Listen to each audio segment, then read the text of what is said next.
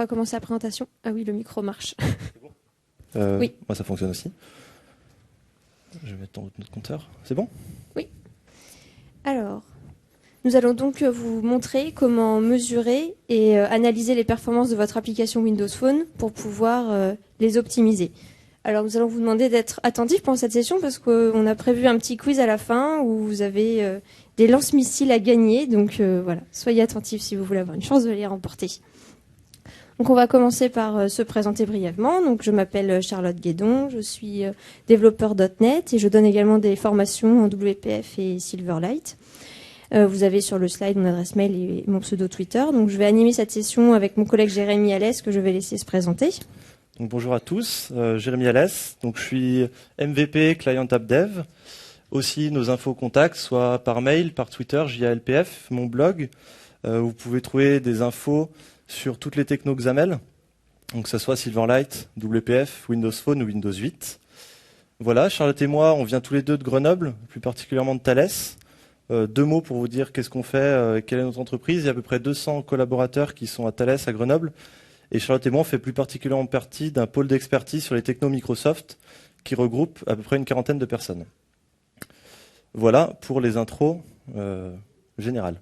Alors pourquoi cette session et quel intérêt pour vous d'être avec nous pendant 1 heure? Les applications que vous avez sur le marketplace, vous savez qu'elles sont évaluées par les utilisateurs. Cette évaluation, elle se traduit par ces petites étoiles qu'on a mis à l'écran. Et l'utilisateur, il peut vous donner plus ou moins d'étoiles. Et ça va influencer le nombre de personnes qui vont la récupérer. Ça va influencer potentiellement l'argent que vous allez gagner si vous décidez de monétiser votre application.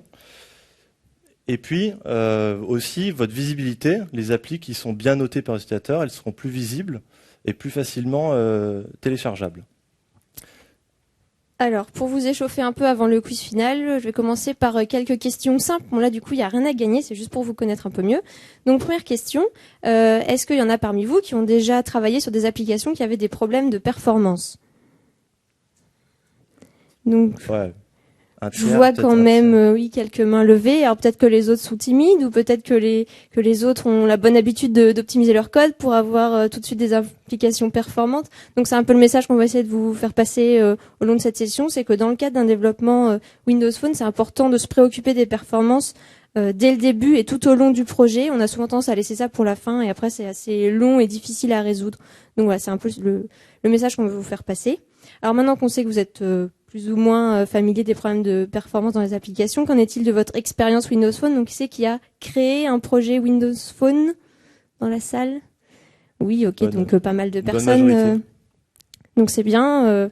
Vous vous intéressez tous donc au développement Windows Phone. Alors vous devez savoir qu'à l'heure actuelle, donc il y a environ 60 000 applications sur le marketplace. Est-ce qu'il y en a qui en font partie? Donc est-ce que vous avez déjà publié une application sur le marketplace? Donc il y a un peu moins de mains, non mais il y en a. Oui, il y en a quand même. Pas mal, c'est bien. On espère que vos applications ont plein d'étoiles et que elles sont bien notées par les utilisateurs. Ah oui, je voulais vous dire que si vous avez besoin d'aide pour publier des applications sur le marketplace, donc Microsoft France a lancé un programme qui s'appelle le programme Accélérateur. Donc voici le petit slide marketing. Donc ce programme, si vous vous inscrivez, ce qui est gratuit et sans engagement, vous donne droit à une aide et un suivi personnalisé avec un guide qui va vous fournir des ressources, du coaching et de la visibilité pour votre application. Donc par exemple, vous permettre de tourner une présentation vidéo de votre application chez Microsoft et puis vous permet aussi de vous donner accès à des devices pour tester vos applications sur de vrais devices et d'être bien en contact avec des gens expérimentés. Donc si vous avez des questions par rapport à ce programme, vous pouvez aller voir Laura qui est ici, voilà, qui s'occupe de ça. Ok. Donc si grâce à ce programme notamment, vous devrez avoir aucun mal à passer la phase de certification parce que donc, vous devez savoir que pour publier une application sur le marketplace, il faut qu'elle soit certifiée par Microsoft et cette certification comporte un certain nombre de critères de performance que nous avons résumés ici avec ces 3 chiffres, donc 5, 20, 90. Alors 5, c'est pour le nombre de secondes maximales que l'application doit mettre pour démarrer. 20, c'est le nombre de secondes maximales que l'utilisateur doit attendre avant de pouvoir utiliser son application. Donc c'est ce qu'on appelle le temps de réactivité. Et 90 mégas, donc c'est la taille en mémoire maximale que l'application peut utiliser. Donc sur ce lien, vous retrouvez toutes les informations relatives à la certification. Et durant la session, nous allons partager avec vous des liens comme celui-ci, qui commencent tous par bit.ly/techdays12_ quelque chose, si vous voulez les noter. On va partager avec vous un peu de code ou des informations techniques. On passe à l'agenda. Alors, dans cette présentation, tout à l'heure, on a montré les petites étoiles et comment ces petites étoiles, si elles sont reliées à l'utilisateur. Ben, tout simplement parce que quand votre utilisateur il prend une appli, il l'installe, la première fois qu'il la lance, il s'attend à ce que ça se lance vite. Et dès que l'écran va être disponible pour s'en servir, il va un petit peu stresser l'appli. C'est-à-dire s'il y a un panorama ou une liste, il va scroller rapidement à droite, à gauche, et il s'attend à ce que ça réponde bien. Donc cette recherche d'avoir des performances bonnes, elle est importante parce que la première impression que l'utilisateur il se fait sur une appli, c'est vraiment lié aux performances. Donc dans cette session, on va vous parler un petit peu d'abord de l'appli de démo qu'on va utiliser en fil rouge pour toutes nos démos. Charlotte parlera plus particulièrement des différences de perf qu'il peut y avoir entre le device et l'émulateur qu'on a sur nos PC. On parlera de la plateforme pour comprendre, avant de regarder comment optimiser, comment elle fonctionne pour savoir sur quoi il faut jouer pour gagner en perf. On regardera les outils qu'on a à notre disposition pour faire des mesures et faire un état des lieux d'une application existante. Et ensuite, on partagera avec vous un ensemble de bonnes pratiques que vous pourrez mettre en place dans vos propres applis. Dans la session, il y aura beaucoup de démos pour essayer de rendre ça vivant. Beaucoup de démos, aussi beaucoup de chances qu'il y ait des choses qui se passent pas très bien, mais on croise les doigts, on espère que tout se passera bien. Oui, donc comme vous l'a dit Jérémy, effectivement, on a prévu beaucoup de démos et elles se basent toutes sur, pour la plupart, sur une application Silverlight sur laquelle on travaille depuis quelques temps avec Jérémy, donc qui s'appelle Today. Donc en fait, Today, ça vous permet de vous rappeler de toutes les choses que vous avez à faire, toutes les choses importantes comme appeler votre grand-mère, offrir des fleurs à votre copine, emmener votre chat chez le vétérinaire, voilà, ce genre de choses. Donc il y a de nombreuses fonctionnalités. On peut organiser ces tâches par dossier et personnaliser la couleur et les icônes des dossiers. Pour chaque tâche, on peut définir des priorités, des alarmes ou des actions. L'interface permet de trier ou de filtrer les tâches selon différents critères.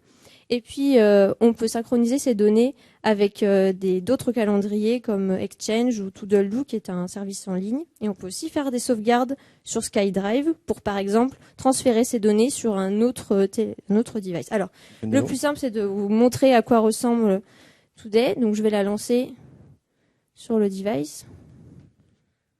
C'est bon.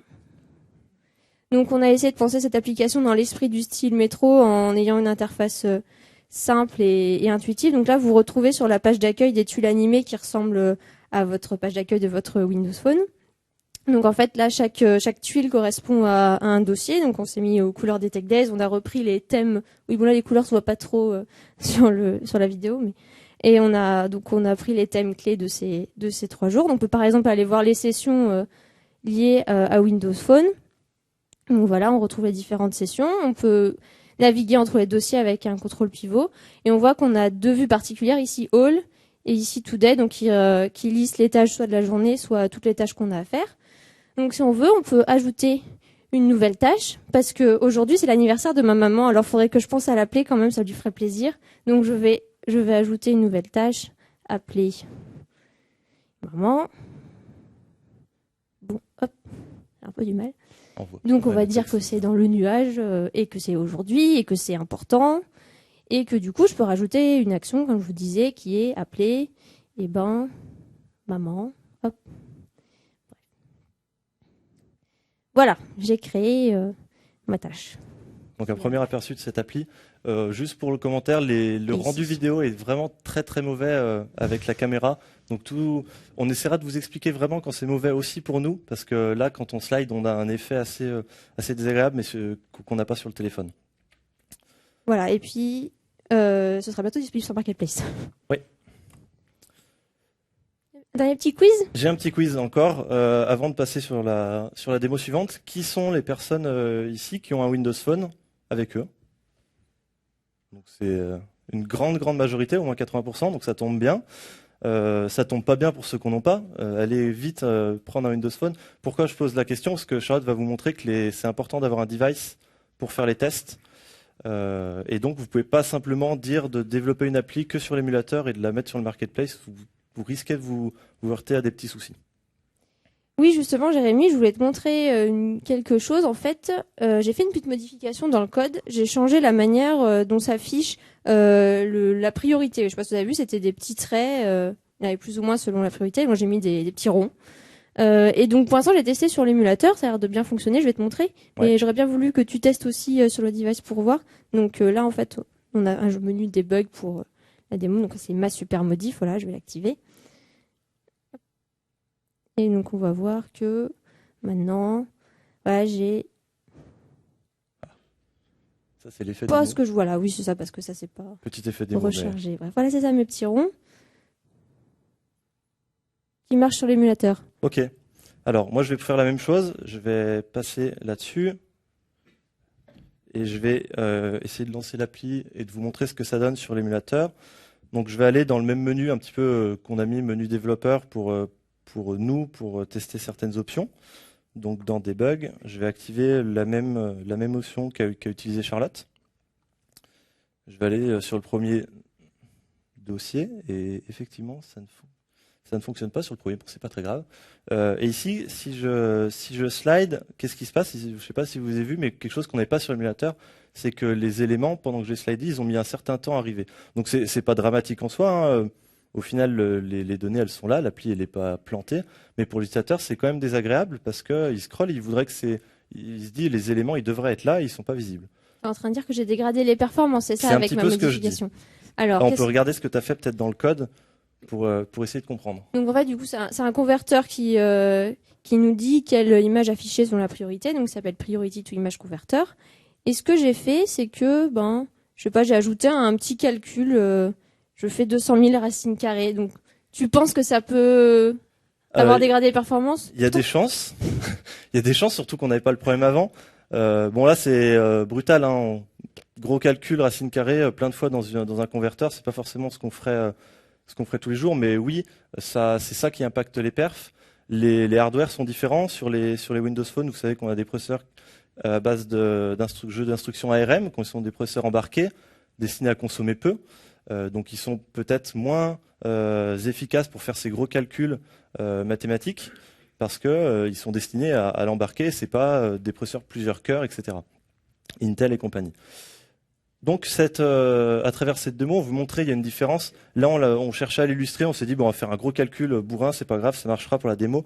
Mais on a quand même fait des mesures sur l'appli dont on est en train de vous parler, Today, et on a mesuré des opérations très simples. Combien de temps il faut pour lancer l'appli, pour faire une sauvegarde et pour afficher nos données au premier lancement. Donc ça, c'était des données qu'on a obtenues il y a quelques temps avant optimisation. Et ce qu'on voit, c'est que cette différence, on l'a bien aussi sur des cas d'utilisation réelle, c'est-à-dire sans ajouter une grosse boucle qui fait un calcul, simplement regarder entre l'émulateur qui est en rose et des devices, donc le Lumia 800 qu'on utilise ici ou l'Omnia 7, il y a bien une différence importante. Donc c'est important d'avoir un vrai device, parce que sinon il y a des choses, vous allez forcément passer à côté pendant la mise au point de votre appli.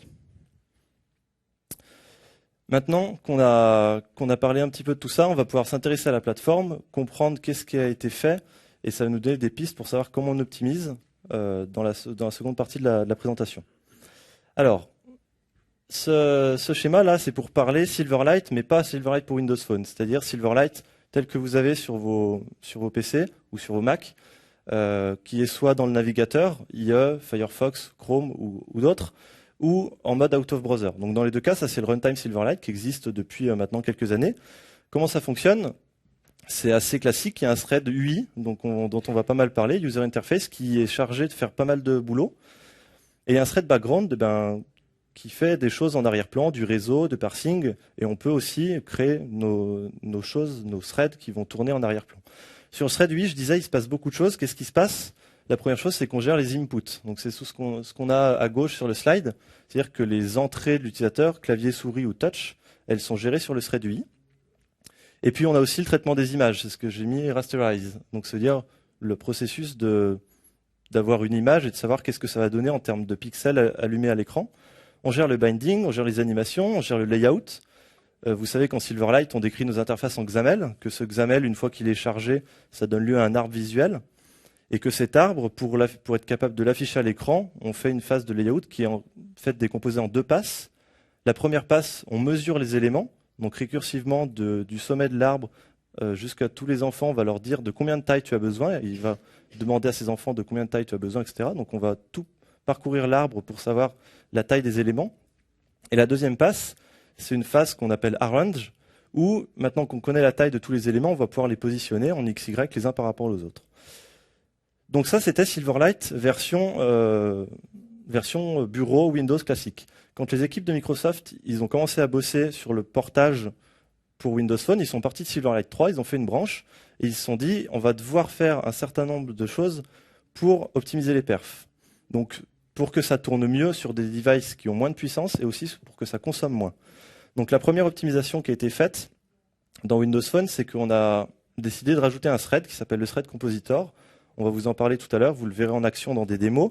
Ils se sont dit, le thread UI, on peut le décharger d'une certaine partie des animations qui sont assez simples et on donne ça à un thread dédié qui pourra faire ce boulot indépendamment du thread UI. Donc il y a deux objectifs. Le premier, c'est que on donne du coup le thread UI il a moins de boulot. Et le deuxième objectif, c'est que même si le thread UI il a encore beaucoup de boulot, voire il est bloqué, le thread compositor il continuera de tourner correctement et les animations elles continueront d'être fluides. Donc ça, c'était la première optimisation. Est-ce que le thread compositor, il prend en compte les animations de couleurs? Eh ben non, pas les animations de couleurs. Tout à l'heure, je vous montrerai quelque chose qu'on a dû faire sur notre appli pour justement bien utiliser le compositor, mais la couleur en fait pas partie. Donc ça, c'est Windows Phone tel qu'il est sorti. Vous savez que depuis l'automne, il y a Windows Phone Mango qui est sorti. J'espère que vous avez tous mis à jour vos téléphones pour cette nouvelle version. Et dans Mango, qu'est-ce qu'ils se sont dit? Ils se sont dit, il y a encore autre chose qu'on peut enlever du thread UI et qu'on peut mettre sur un thread dédié, et on sera encore gagnant, c'est le touch. Alors pourquoi ce choix? Parce que si vous prenez une appli avant Mango, dans laquelle vous avez une liste, vous scrollez rapidement dans la liste, vous appuyez avec votre doigt pour dire je veux arrêter le scroll, vous allez voir qu'il y a une certaine latence, parce que le système est quand même pas mal occupé pour faire beaucoup de travail, et donc vu que avant Mango, le touch était sur le thread UI, il se passe un certain temps avant qu'il détecte qu'il y a votre doigt, qu'il faut arrêter de scroller. Si vous faites la même chose sur Mango, vous scrollez dans la liste, vous appuyez, vous allez voir que pratiquement immédiatement, l'événement touch est pris en compte et le scroll s'arrête. Donc la réactivité est meilleure pour l'utilisateur. Voilà un petit peu pour la plateforme. C'était juste pour un peu planter le décor et après on va reparler du compositor plus particulièrement. Donc maintenant qu'on a vu la plateforme, on va voir les outils à votre disposition pour mesurer et analyser les performances de votre application.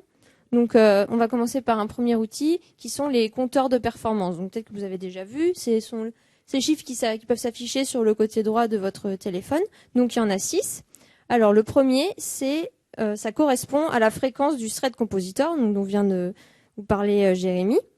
Donc en fait, cette valeur reflète la fluidité de votre application, puisque ça correspond au rythme de mise à jour des animations. Et il est conseillé que cette fréquence soit supérieure à 45 pour avoir une application fluide. Et lorsque la valeur est inférieure à 30, le compteur passe en rouge. Et dans ce cas-là, ça dégrade l'expérience utilisateur. Par exemple, les animations peuvent commencer à saccader. Ensuite, le deuxième compteur, c'est la fréquence du thread UI. Donc là, ça reflète plutôt la réactivité de votre application. Parce que comme vous l'a dit Jérémy, le thread UI s'occupe de beaucoup de choses, dont les inputs, les callbacks, et donc s'il est rapide, l'application est réactive. Donc il faut savoir que le thread UI est toujours un peu moins rapide que le thread compositor. Donc là, c'est au-delà de 30 qu'il est conseillé d'avoir la valeur. Et en dessous de 15, ça passe en rouge. Et encore une fois, là, l'utilisateur peut se rendre compte que l'application n'est plus très réactive. Le compteur tout en bas, ça correspond au fill rate, c'est-à-dire au nombre de pixels qui sont dessinés par frame. Sachant qu'une valeur de 1, ça correspond à un écran complet, c'est-à-dire 480 par 800 pixels. Et en fait, ce compteur, il correspond à la quantité de travail du GPU. Donc, plus sa valeur va être élevée, plus le GPU va travailler. Et si ça excède ses capacités, du coup, la fréquence va diminuer et ça va impacter l'ensemble des performances. Donc là, le but, c'est plutôt d'avoir un fill rate pas très élevé. Donc, en dessous de 2,5, c'est conseillé. Ensuite, les 3 autres compteurs sont moins utiles lorsqu'on fait du Silverlight. Peut-être qu'ils ont plus d'intérêt quand on fait des jeux en XNA. Donc, ils correspondent à la mémoire utilisée pour les textures et au nombre de surfaces qui sont traitées par le GPU. Donc, pour afficher ces compteurs dans le code, c'est assez simple. Il y a juste une propriété à mettre. Alors, c'est Donc si je regarde. Je cherche pour ça. Ouais, je cherche. Donc c'est dans Debug Page. Donc la propriété s'appelle Enable Framerate Counter. C'est juste pour vous montrer que c'est une ligne. Oui, t'as fait un truc là. Donc il y a Toggle, ouais, c'est cette ligne-là. Enable Framerate Counter sur les settings du current host de l'application. Donc on va vous montrer ce que ça donne dans Today si on active ces compteurs.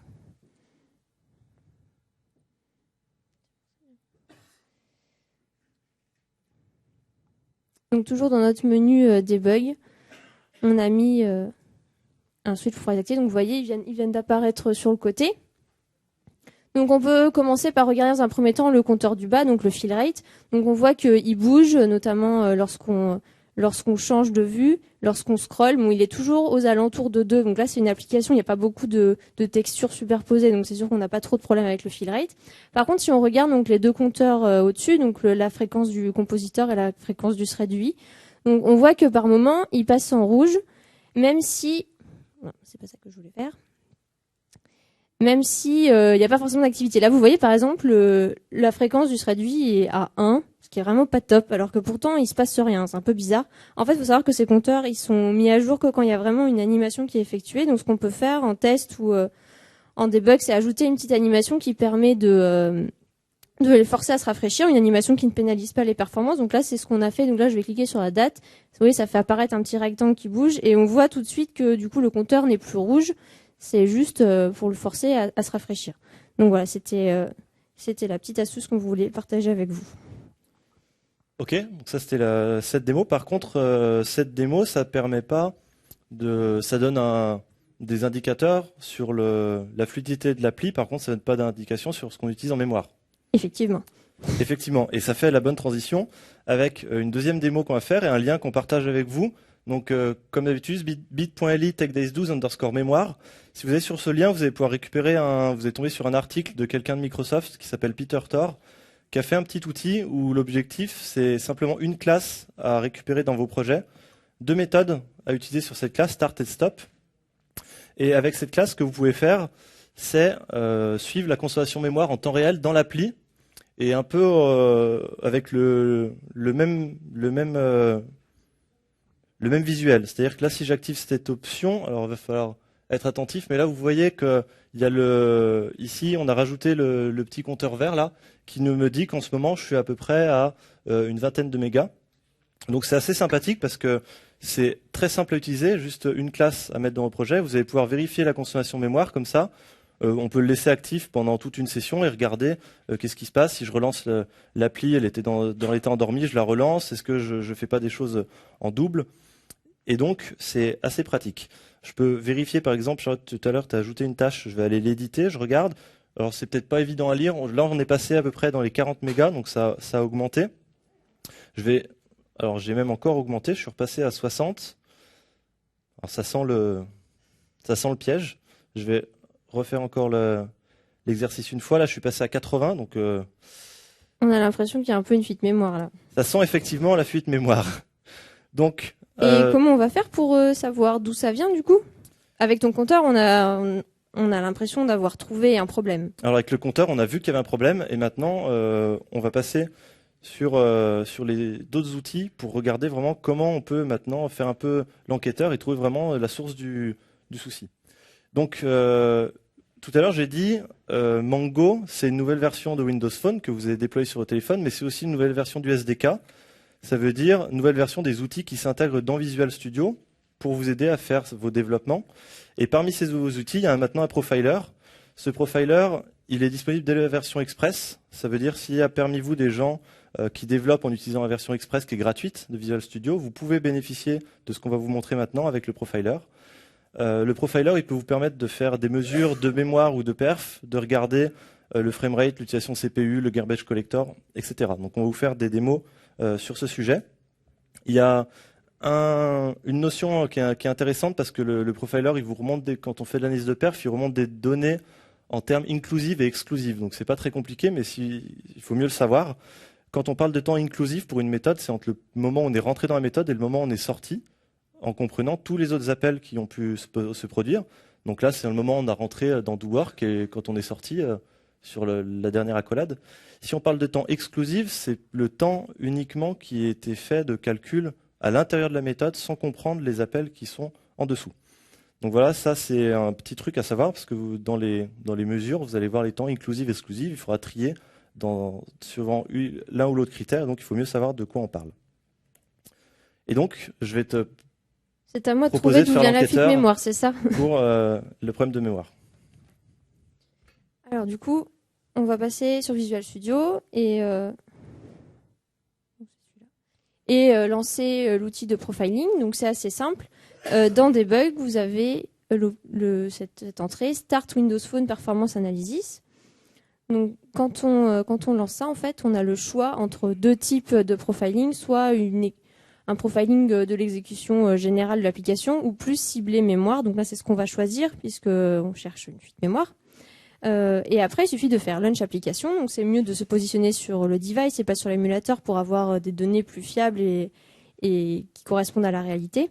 Alors ça prend un petit peu de temps de faire la manip et collecter les données. Donc pour en gagner un peu dans cette session, en fait, on a déjà fait la trace et on va vous la montrer. Donc en fait, la manip qu'on a fait, c'est ce qu'a fait Jérémy tout à l'heure, c'est-à-dire sélectionner une tâche, l'éditer. On a fait ça 3 fois. Ça semblait être ça qui faisait la fuite mémoire.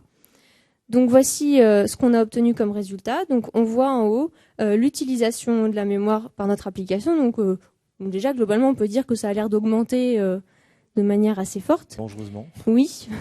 On retrouve nos 3 pics ici qui ont l'air de correspondre donc à nos 3 ouvertures de pages d'édition de tâches.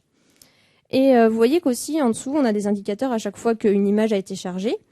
Et on a aussi indicateur à chaque fois qu'un garbage collector est passé. Alors, je ne sais pas si vous savez, avec Mango, en fait, le garbage collector a changé. Il est maintenant générationnel. Alors, je ne sais pas si ça vous parle. Donc, en fait, les objets sont soit mis dans une catégorie génération 0 ou génération 1. Et il y a 2 types de garbage collector, du coup, enfin, de modes différents, on va dire. Donc, soit le mode éphémère. Enfin, je vous dis ça parce que c'est marqué là, vous voyez, GC type éphéméral. Donc l'éphémère, il va regarder que les objets de génération 0 et les garbage collector full, donc comme il y en a un ici par exemple, donc là il va s'occuper de tout. Donc c'est juste une optimisation de garbage collector et c'est ça que ça signifie le type.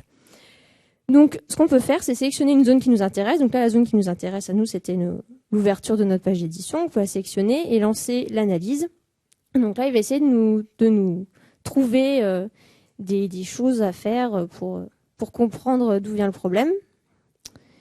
Donc on le laisse réfléchir. Mais il va trouver. C'est sûr. On va l'aider, sinon. Voilà, donc là par exemple, il me dit qu'apparemment 86% de mes allocations sont constituées par des tableaux de type IN64, donc des tableaux de longue. Et il me conseille d'aller voir dans le heap summary pour voir les nouvelles allocations qui sont faites. Donc c'est ce que je vais faire. Donc dans heap summary, on va retrouver les différentes catégories d'allocation sur le tas, quand il faudra bien s'ouvrir.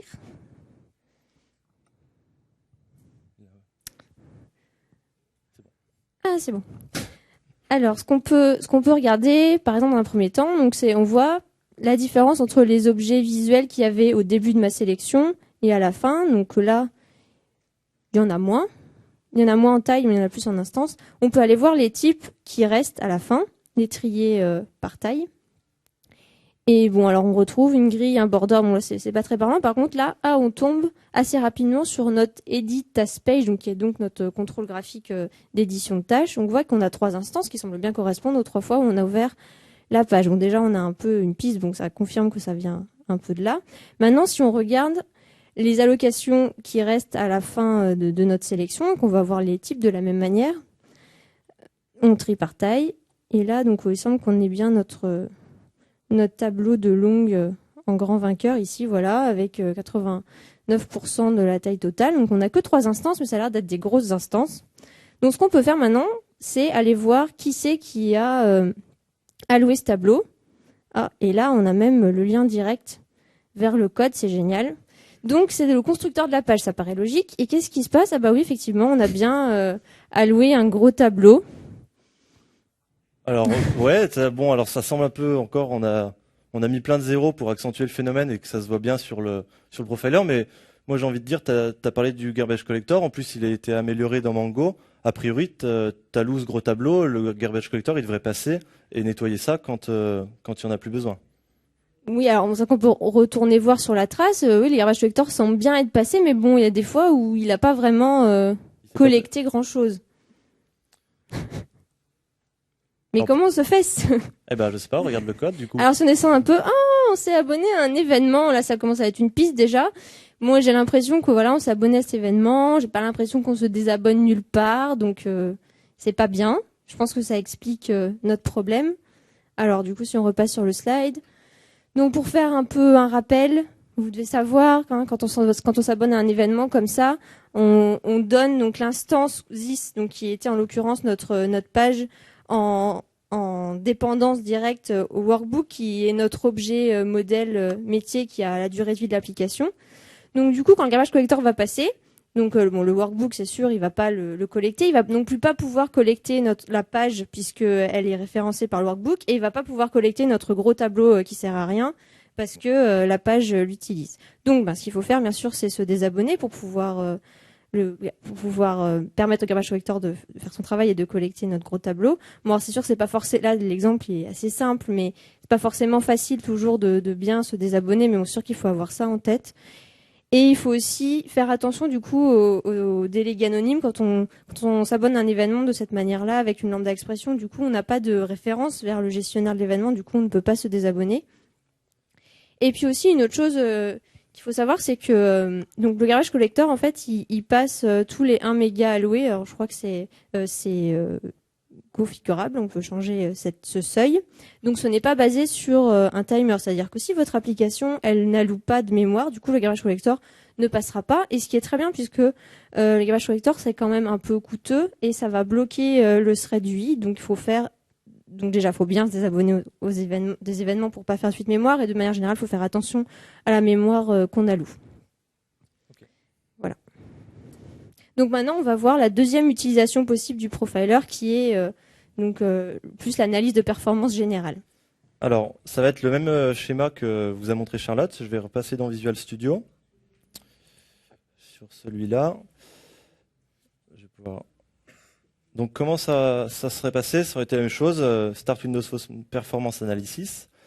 Quand j'arrive là-dessus, je sélectionne l'option exécution. Je veux savoir en termes de temps de CPU, qu'est-ce qui s'est passé. Et on a fait le même exercice que tout à l'heure pour gagner du temps. On a déjà pris notre trace. Et cette trace, c'était simplement lancer l'appli, attendre qu'elle soit dispo, se décaler dans un dossier où il y a des éléments, utiliser le scroll pour parcourir un peu la liste et arrêter la trace. Donc du coup, ça nous donne une trace qui ressemble à ça. Donc qu'est-ce qu'on peut obtenir comme info? Les premières données qui sont collectées, c'est le framerate. Donc vous pouvez savoir quelle fréquence vous rafraîchissez l'écran et déjà avoir une idée des moments auxquels votre framerate descend. Vous pouvez voir ensuite l'utilisation CPU. Donc là aussi, ça peut vous donner des indicateurs pour savoir comment vous utilisez votre CPU. On a un résumé de l'utilisation mémoire.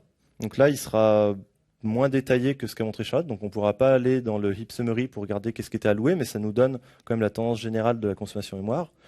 On voit les storyboards qui sont déclenchés avec un petit code couleur pour savoir ceux qui sont gérés par le compositeur ou pas. On en reparlera tout à l'heure du compositeur. On voit les chargements d'images et les événements sur le garbage collector. C'est le même système qu'avec la mémoire. On peut sélectionner une zone. Et je me dis, moi, au chargement de mon appli, a priori, il y a pas... J'ai pas mis de thread.sleep de 5 secondes, donc je vais pas trouver de choses de ce genre-là. Par contre, ça m'intéresserait de savoir où est-ce que je passe du temps, peut-être pour me dire, soit cette méthode, je peux l'optimiser, ou alors, finalement, cette méthode, j'en ai pas besoin tout de suite, et je peux me permettre de la faire plus tard. Donc, dans Performance Warning, je vais aller sur la vue CPU Usage, où je vais pouvoir voir l'utilisation CPU sur le thread UI, sur les autres threads, et naviguer comme ça. Donc, je vais pouvoir redescendre, et je vais voir, par exemple, par fonction, quelles sont les fonctions qui ont été appelées au démarrage de mon appli, combien de temps elles ont pris. Et on retrouve ces fameux inclusive, exclusive. Et donc Comme tout à l'heure aussi, quand Charlotte a fait la démo, le code qui est souligné bleu, ça veut dire que c'est du code chez vous. Vous pouvez cliquer dessus pour naviguer dans votre appli. Donc là, vu que je suis inclusive, il y a des choses qui sont pas très surprenantes. Alors il y a un petit peu du code qui est pas vraiment à nous, qui est plus sur la plateforme où on peut pas faire grand chose. Par contre, il y a le app.constructor. Bon, ça me choque pas forcément et qui prennent du temps. C'est mon point d'entrée. C'est-à-dire que tout ce que j'ai exécuté là-dessous, ça va prendre quand même du temps. Après, il y a des choses à nous, configure. Donc, je peux me balader un petit peu là-dedans. Initialize workbook, ok, ça prend du temps. Et donc, je peux regarder un petit peu comme ça sur une période de temps, comment l'utilisation CPU était répartie sur mes différentes fonctions. Je peux mettre aussi en vue hiérarchique, tri, donc pouvoir qui appelle qui, pour un petit peu être capable de mieux comprendre quels ont été les enchaînements qui sont produits à ce moment-là. Donc ces traces, c'est peut-être évident, on peut les sauvegarder. C'est-à-dire, nous, on a fait les sauvegardes dans notre projet, on peut les réouvrir plus tard. Donc ça, c'est quand même assez intéressant. Je vais aller me balader un petit peu plus loin, et puis je vais prendre cette partie-là, où il y a eu un petit peu d'activité, mais il n'y avait pas un framerate qui était vraiment super. Et cette fois-ci, je vais aller dans la vue frame pour regarder qu'est-ce qui se passe sur ces frames-là. Donc je peux savoir chaque frame combien de temps il a fallu pour s'en occuper, pour la dessiner. Et puis si je prends une frame, je vais pouvoir encore descendre, être beaucoup plus précis, et là carrément aller chercher l'arbre visuel pour cette frame-là. C'est-à-dire j'ai vraiment une photo à l'instant T sur cette frame, à quoi ressemblait l'arbre visuel pour que je regarde, est-ce que par exemple, il y a des choses, tout à l'heure, Charlotte vous en reparlera, qui sont là et qui ne devraient pas, ou alors j'ai des choses qui sont très complexes et qui me coûtent énormément de temps. Là, on a lancé l'appli. Si je me balade un petit peu, donc on a un contrôle pivot pour se balader d'un élément à un autre. On peut déjà regarder que ça, c'est un contrôle qui vient du toolkit. J'ai replié les deux premiers niveaux.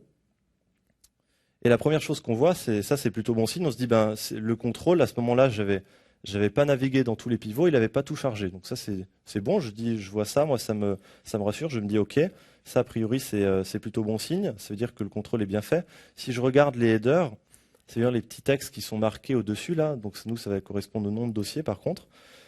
Si je vais dans cette zone-là, vous allez voir qu'ils sont tous chargés. Donc, c'est pas très grave, il faut juste le savoir. Et l'outil permet, en ayant pris cette photo, d'aller vérifier que c'est bien le cas dans Item Presenter, en le dépliant. Alors, forcément, ça va être un petit peu enfoui. Mais je vais tomber sur mes pivots header items, ils sont tous, je peux tous les déplier, ça veut dire que eux par contre ils sont tous chargés. Je vais revenir sur mon pivot item parce qu'a priori c'est lui qui m'a coûté quand même du temps et je vais le déplier pour regarder un petit peu qu'est-ce qu'il y a à l'intérieur. Donc ça c'est notre contrôle de base qui affiche la liste de nos tâches.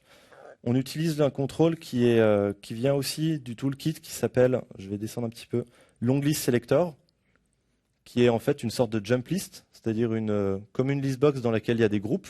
Les groupes, pour nous, c'est les dates, donc on regroupe les tâches par date. Et à l'intérieur de ce contrôle, je peux aller me promener pour regarder un petit peu les éléments et voir le temps que ça prend. Donc le templated listbox item, il faut que je me positionne comme il faut pour voir le temps. Donc lui, en temps, on était assez rapide. Oui, c'est bizarre, les templated listbox items, ils prennent pas tous le même temps. Effectivement, c'est une bonne remarque et quand je vais revenir sur le slide, je vais montrer pourquoi. Mais en gros, l'arbre visuel qu'on a est beaucoup plus compliqué dans un cas que dans l'autre. Et donc là, l'outil le met vraiment en évidence en me disant, pour dessiner ce contrôle, ça a pris beaucoup de temps. Pourquoi ça a pris du temps? Il n'y a pas un élément qui m'a pris 1 seconde 3. Par contre, je suis dans une liste. J'ai des éléments qui vont très très vite, donc 9 millisecondes. Et j'ai des éléments qui sont quand même beaucoup plus longs. Et donc, on peut se poser la question, pourquoi on voit ça? Alors, pourquoi on voit ça? Sur notre appli, je vous ai dit, on utilise long list selector. Pourquoi on a deux types d'items? Pourquoi on voit cette grosse différence avec 9, où on passe d'un facteur en gros x10? Tout simplement parce que les items qui sont des en-têtes de groupe, ce que vous avez ici en rouge, elles sont très très simples à dessiner. Il y a seulement 2 éléments dedans. Il y a un border qui fait la couleur et un texte. En revanche, si on regarde l'item qui est en dessous, qui représente pour nous dans notre application une tâche, on a un template qui est beaucoup plus consistant et beaucoup plus complexe. Donc quand on a commencé à faire l'appli, on a pris ce qu'on avait besoin, on a pris une checkbox, une image, on a combiné grid, stack panel, tout ce qu'on avait besoin. Et puis on a eu aussi besoin de faire un contrôle pour changer la priorité. Donc on vous l'a pas montré dans l'appli, mais quand l'utilisateur, avec son doigt, il appuie sur la priorité, donc là par exemple sur l'étoile, ça va lui mettre un petit menu pour qu'il puisse changer, plutôt que d'aller naviguer vers une autre page, pour qu'il puisse retrier ça de manière plus efficace. Comment on a fait ça? Au début, avec Charlotte, on s'est dit, c'est pas très compliqué, c'est un contrôle qui a 2 états. En Silverlight, on sait qu'on peut prendre n'importe quel contrôle et le styler et changer son template à volonté. Un contrôle qui a 2 états, ça ressemble à un toggle button. On part dans Blend, on prend notre toggle button, on change les 2 états, on fait ça très bien, et on pose ça dans notre appli. Si on pose ça dans notre appli, en fait, chaque élément de la liste, ça va quand même être un gros pâté avec beaucoup de choses à instancier, des grids, des stack panels, des images dont on n'a peut-être pas besoin, etc. Donc avant qu'on fasse des optimisations, chaque item de la liste, donc une tâche, c'était à peu près 30 éléments dans l'arbre visuel et un arbre de profondeur 8. On a fait un peu de nettoyage et des optimisations. On a réussi à tout diviser par 2 en gardant pour l'utilisateur exactement le même rendu, simplement en choisissant mieux nos contrôles et surtout en faisant un gros travail sur ce contrôle de priorité où on est passé dans un mode où on avait créé ce contrôle qui avait tout de près quand il était instancié à un mode où en fait on a seulement une image. Donc ce qu'il y a dans la version actuelle, c'est une image, et quand l'utilisateur il appuie dessus, on va dynamiquement créer tous les objets nécessaires pour montrer ce menu. Et donc du coup, on a beaucoup diminué la complexité de l'art visuel, on a gagné un petit peu sur chaque élément du listbox, et au final, on a gagné au chargement, au premier affichage, et aussi au scroll, etc. Voilà, premier aspect sur les perfs, l'outil peut vous montrer votre art visuel, et vous allez voir que il faut vraiment investir pour simplifier l'art visuel, ça vous fera gagner des perfs. Alors le slide suivant, c'était un peu pour vous montrer 2 pièges assez courants. Alors voilà, ce bout de code XAML là est assez courant. Donc lorsqu'on a besoin de cacher une grille et son contenu selon le contexte, donc on bind sa visibilité sur une propriété isVisible. Et alors du coup, en utilisant Profiler, on s'est rendu compte qu'en fait, même si isVisible est faux, au chargement, donc la première fois, tous les contrôles vont être créés, donc la grille, le stack panel, la deuxième grille, le cool control, l'image, voilà, tout va être créé pour rien une première fois, même s'il ne fait pas partie de l'arbre visuel. Et donc on s'en est rendu compte parce que dans Today, donc quand on n'a pas de tâche dans un dossier, on affiche folder is empty, donc il y a un contrôle à nous, et on se rendait compte qu'en fait ce contrôle était créé à chaque fois qu'on naviguait dans une vue, même s'il n'était pas affiché. Du coup, maintenant, ce qu'on a fait, c'est que au lieu de binder la visibilité de ce contrôle sur une propriété, on le crée dynamiquement que lorsqu'il y en a besoin, c'est-à-dire presque jamais en fait. Ensuite, deuxième remarque, il faut faire attention de ne pas surcharger le thread graphique. C'est vrai qu'on a souvent tendance à oublier qu'il y a des threads, qu'il faut quand même essayer d'optimiser la manière dont on les utilise. La plupart des choses se passent sur le thread graphique, donc quand on peut faire soit des opérations coûteuses non graphiques, donc plutôt les faire en arrière-plan, par exemple tout ce qui est accès réseau ou parsing de gros fichiers XML que faut renvoyer un web service, donc ce genre de choses, faut essayer de le faire en arrière-plan. Et aussi, donc comme Jérémy vous parlait du thread compositor, essayer de faire les animations sur le thread compositor pour décharger le thread graphique et avoir des applications plus réactives.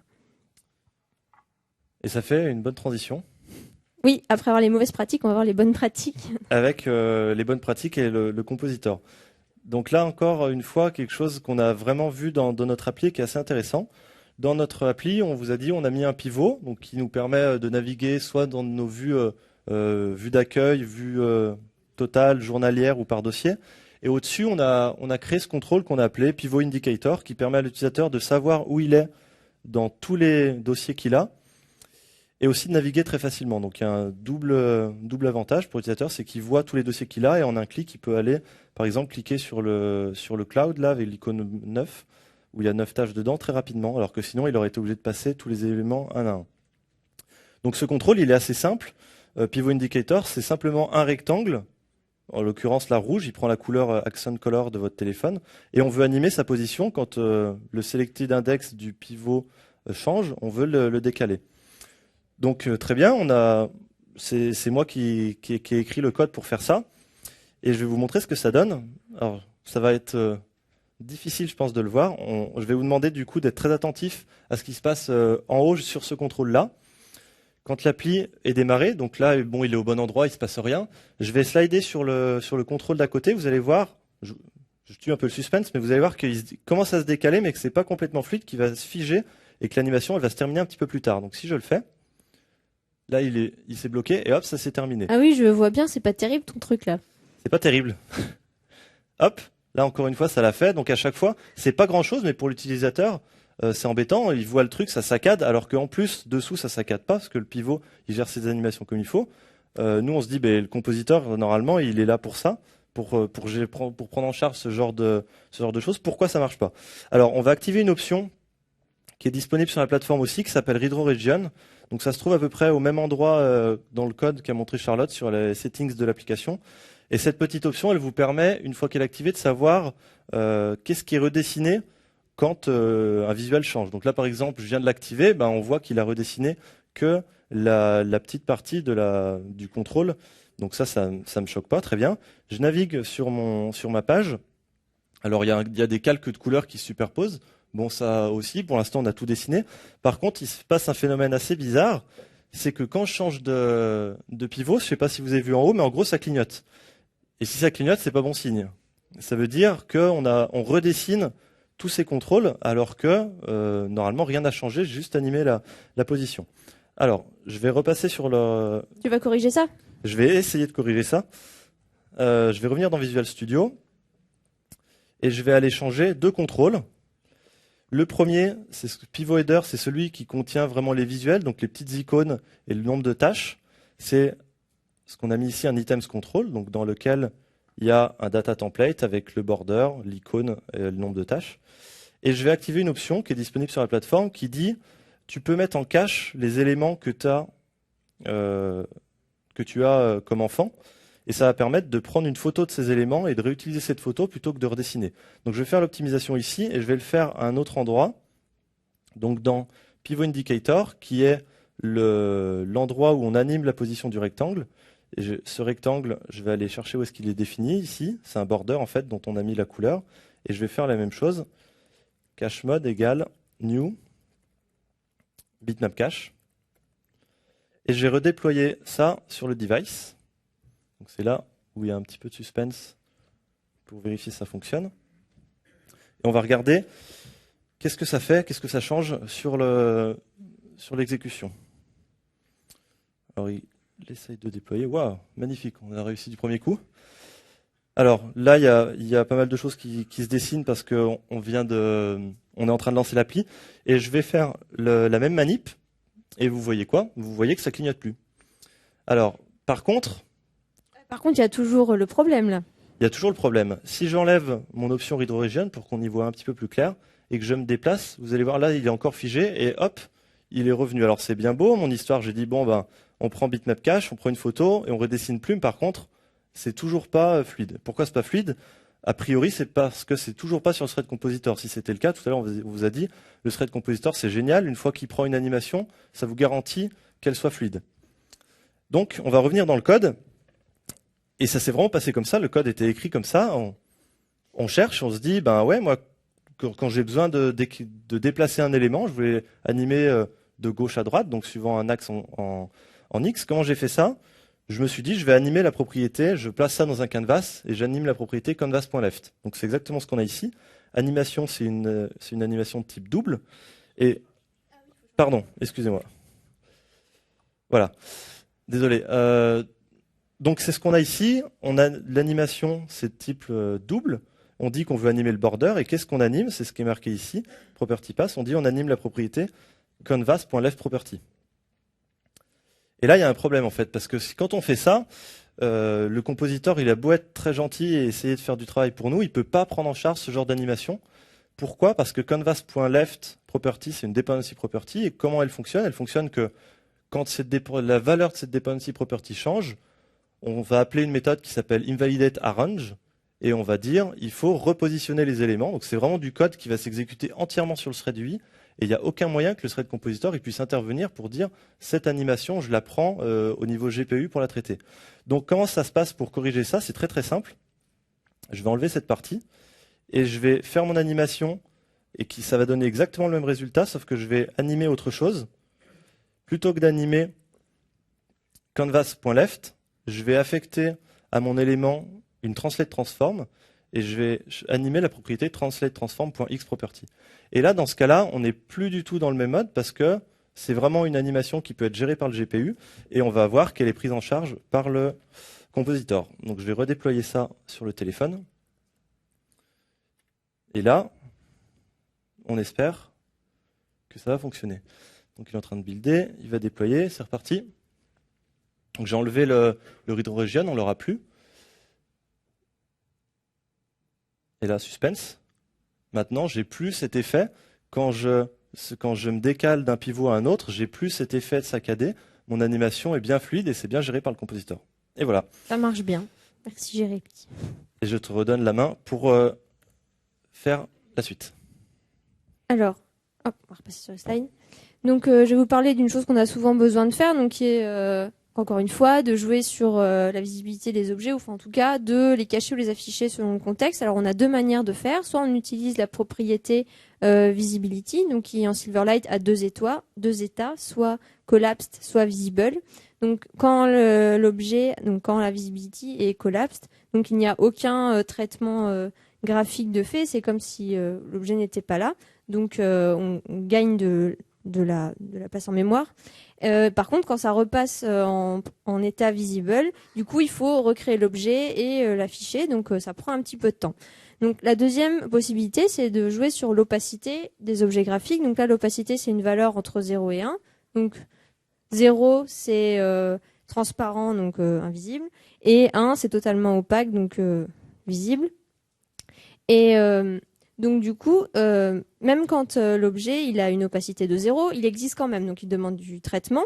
Par contre, si on le combine avec une propriété, avec du bitmap cache, comme vous a montré Jérémy tout à l'heure, donc c'est-à-dire on prend une photo de notre objet, on le met en cache. Quand on repasse l'opacité à 1, donc il n'y a plus qu'à rafficher l'image qui était en mémoire, donc c'est plus rapide. Donc on va vous montrer une démo, donc cette fois-ci qui n'est pas sur ToDev, donc pour illustrer simplement ce concept. Donc alors le principe c'est juste on a 150 rectangles superposés avec des dégradés de couleurs, donc juste pour dire qu'on a quelque chose d'assez lourd à dessiner. Et donc on va juste les cacher par les deux modes différents. Donc je vais commencer par utiliser la visibilité. Donc là, je les ai collapsés. Maintenant, je vais les rendre visibles. Donc, on voit que ça prend un petit peu de temps. Si vous voulez, je refais. Ça prend un petit peu de temps. Maintenant, on va jouer sur l'opacité. Donc, je vais faire pareil. Donc, quand on repasse l'opacité à 1, donc là, c'est pareil, ça prend un petit peu de temps. Mais si on active le cache, donc là, en cliquant sur la checkbox, donc je mets l'écran actuel en cache. Si je rejoue sur l'opacité, donc là, on voit que c'est beaucoup plus rapide. Voilà. Et tout à l'heure, tu me posais la question pour les animations de type couleur en me disant est-ce que c'est pris par le compositor? Donc non, et tu m'as dit pris. que non. Et du coup, là, c'est justement un bon exemple où il est intéressant d'utiliser l'opacité. Par exemple, si on veut animer une couleur, comme c'est pas pris en compte par le trait de compositor, on peut à la place, par exemple, pour passer en gris, animer l'opacité. Donc qui est un double, donc du coup qui est pris en compte par le compositor pour avoir une animation plus fluide. Ok. Donc ça c'était la démo. Donc je vais maintenant vous parler de comment bien gérer les images parce que c'est un point important. D'abord vous devez savoir qu'il y a deux formats acceptés par Windows Phone, donc JPEG ou PNG.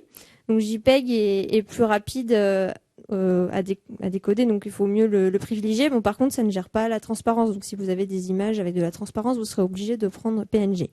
Ensuite, un autre point où il faut faire attention, c'est de bien choisir la résolution de ces images. Donc, déjà, il faut savoir que la résolution maximale supportée est 2000 par 2000. Donc, si vous avez des images plus grandes que ça va demander beaucoup de calculs inutiles pour le téléphone. Et ensuite, si par exemple vous avez des icônes en taille 32 par 32, autant directement les mettre à la bonne taille plutôt que les mettre en 48 par 48, qui va demander encore une fois un peu de travail pour les retailler. Et donc dernier point, on peut des fois se demander s'il vaut mieux écrire du XAML ou utiliser une image. Eh bien, le XAML, ça demande un peu plus de traitement qu'une image puisqu'il faut le parser et après le rendre, l'afficher. Donc, quand on a des contenus statiques, il vaut mieux privilégier les images, sachant qu'en plus, il y a des options pour pouvoir optimiser donc le décodage, faire le décodage en arrière-plan, et surtout si l'image, par exemple, elle est distante, donc faire le download en arrière-plan. Donc ça, c'est l'option Create Option, mettre à Background Creation. Et puis il y a une autre chose à savoir, c'est que ce n'est pas conseillé d'embarquer les médias en ressources parce que les médias ne sont pas optimisés en flux mémoire, donc il vaut mieux mettre le build action à content dans votre projet Windows Phone. Voilà. Ok. Alors, une autre démo qu'on voulait vous montrer, Please Wait, ou comment faire patienter l'utilisateur. Il y a certains moments où on sait que l'opération qu'on fait, elle va prendre du temps, mais pourtant on aime bien montrer à l'utilisateur que ça bouge et que l'appli est vivante. C'est ce qu'on a fait sur l'appli. Vous allez voir que quand on la lance, il y a un splash screen, donc ça c'est ce qu'il y a de base dans n'importe quelle appli Windows Phone que vous pouvez créer. Et nous, ce qu'on a rajouté, c'est que l'appli, elle n'est pas forcément vraiment prête, même quand le splash screen y part. Et pourtant, on aimerait bien montrer à l'utilisateur que déjà que quand il y a plus splash screen, l'appli est vraiment disponible pour être vraiment utilisée tout de suite, et que pendant que ça charge, montrer qu'il y a de l'activité. Donc ce qu'on a fait, c'est un splash screen animé. Donc là, il y a un splash screen de base, et hop, vous allez voir ce splash screen animé, comment ça marche. C'est très simple, c'est simplement un calque qu'on a mis sur notre page principale avec l'image et la progress bar. Donc ça nous permet de mettre un petit peu de vie dans l'application, et ça nous permet aussi, quand on lance l'application, d'animer le moment où la splash screen part. Vous allez voir que ça se décale vers le haut. Voilà, donc ça va avec tout un ensemble de pratiques qui permettent de favoriser l'interaction qu'on a avec l'utilisateur. Donc ça peut être des progress bars. Un petit mot vite fait pour dire que il faut mieux utiliser une progress bar qui est dans le toolkit qui s'appelle Performance Progress Bar, tout simplement parce que les animations des petits carrés, elles sont bien faites sur le thread compositor. Le splash screen animé, je vous ai montré. Tilt effect, c'est autre chose que vous pouvez utiliser pour que quand un utilisateur il appuie sur quelque chose, il y a un feedback vraiment immédiat. C'est ce qu'il y a sur les tuiles des téléphones. Quand on appuie sur un coin, on a l'impression que la tuile, elle s'enfonce. Donc l'utilisateur, immédiatement, il sait que son action a été prise en compte. Et il peut y avoir aussi les transitions entre les pages et pas mal d'actions donc pour améliorer la perception, même si les perfs bruts sont pas tout de suite améliorés. D'autres sujets, rapidement, avant la conclusion, et aussi les questions qu'on voulait partager avec vous. La taille des assemblies, elle impacte votre temps de chargement, parce qu'une fois qu'une appli est déployée sur le marketplace, elle est signée, et que quand cette appli est chargée, il faut vérifier la signature. Plus votre assemblée est gros, plus ça va prendre de temps. Donc si vous avez du code qui est utilisé rarement, vous pouvez le mettre dans des assemblées à part qui sera chargé à la demande. Créer des visuels quand on a besoin, c'est la virtualisation UI, on en a parlé. Optimiser les données, virtualisation data. On aurait pu aussi imaginer, quand on prend un dossier, charger que les 20 premières tâches, et quand on scrolle, aller à chercher à nouveau des données. Donc ça, c'est ce qu'on appelle la virtualisation de données. Vous pouvez chercher des choses là-dessus. On partage un lien avec vous, on n'a plus beaucoup de temps, je vais très vite. Le long list selector, on a fait une optimisation qui est vraiment intéressante. On partage le code, donc bit.ly techdays12_LLS, où en gros, on s'est posé la problématique, comment on fait pour trier les éléments qui sont de notre liste. Petite recherche sur Google, comment on s'est fait d'habitude? Eh ben, on prend une observable collection et on lance l'événement reset. Ok, c'est ce qu'on faisait en WPF, c'est ce qu'on fait en Silverlight. À la limite, sur Windows Phone, ça pose un problème. C'est que nous, quand on changeait une priorité, on balançait reset. Et reset, le long list selector, il fait quoi? Il détruit tout, il recrée tout. Donc ça coûte énormément.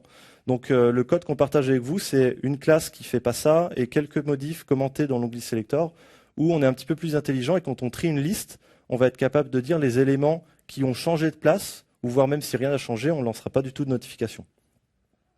Une vidéo marrante que vous pouvez regarder, TechDays12 Smoke by Windows Phone, WP. En gros, c'était au CES dernier, donc en janvier, il y a une personne de chez Microsoft qui interpellait les passants et qui leur proposait de gagner $100. Il faisait un défi avec eux en disant je vais vous donner une opération très simple à faire et je parie que je la fais plus vite avec mon Windows Phone qu'avec votre Android ou n'importe quelle autre plateforme que vous avez. Il a gagné dans 85% des cas.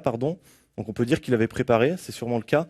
Mais au-delà de ça, la plateforme, elle est quand même pensée pour que les opérations puissent les faire vite. Et ça va aussi dans tout ce qui est performance, c'est-à-dire réfléchir. Nous, on s'est posé cette problématique. L'utilisateur, il veut ajouter une tâche. Combien de clics il va devoir faire pour le faire? Est-ce qu'il est obligé de passer par le splash screen animé, d'arriver sur l'écran d'accueil, d'appuyer sur un bouton d'ajout de tâche, de cliquer sur le textbox, etc. Donc si on avait été gardé ce schéma-là, on aurait peut-être une dizaine de clics. Nous, ce qu'on a fait, c'est qu'on a une tuile secondaire. On appuie dessus, on arrive directement dans l'écran d'ajout de tâche avec le focus qui est au bon endroit. On tape le texte, on clique Save. Donc on a divisé le nombre de clics par 2. On n'a pas optimisé les perfs, on a optimisé le flux que l'utilisateur, la manipulation qu'il va faire pour réussir à faire son action qu'il va faire peut-être plusieurs fois par jour. Un autre sujet, il faut aussi que je passe très très vite, C# A5. Si vous ne connaissez pas, regardez du côté de C# A5 parce qu'on a dit qu'il fallait ne pas trop charger le thread UI. C# A5, ça arrive dans la prochaine version de Visual Studio. Ça fonctionne déjà sur le téléphone, on s'en sert beaucoup dans notre appli. Et ça permet de simplifier du code comme ça, où on a des callbacks et du code qui est pas très lisible, qui commence en bas, qui remonte, et puis on sait pas trop où on va, et il n'y a pas d'exception. Et d'écrire du code qui est beaucoup plus lisible, beaucoup plus maintenable, avec deux nouveaux mots-clés, qui sont async et await. Conclusion. Donc en conclusion, ce qu'on a essayé donc de vous dire, c'est comment améliorer donc, vos applications pour gagner plein d'étoiles. Donc premièrement, on le répète, testez sur un vrai device dans des vraies conditions. Par exemple, si vous avez des accès réseau, pensez à utiliser aussi la 3G, pas que le Wi-Fi. Pensez à optimiser tout au long du projet.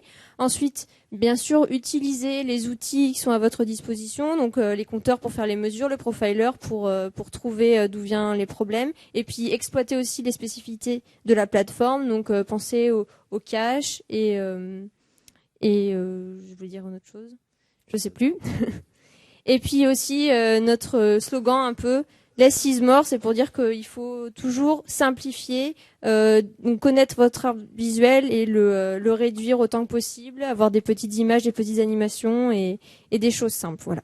Et puis on voulait aussi remercier Pierre de nous avoir fait confiance pour animer cette session, Jeff pour avoir répondu à nos questions et Rami pour nous avoir fourni un téléphone.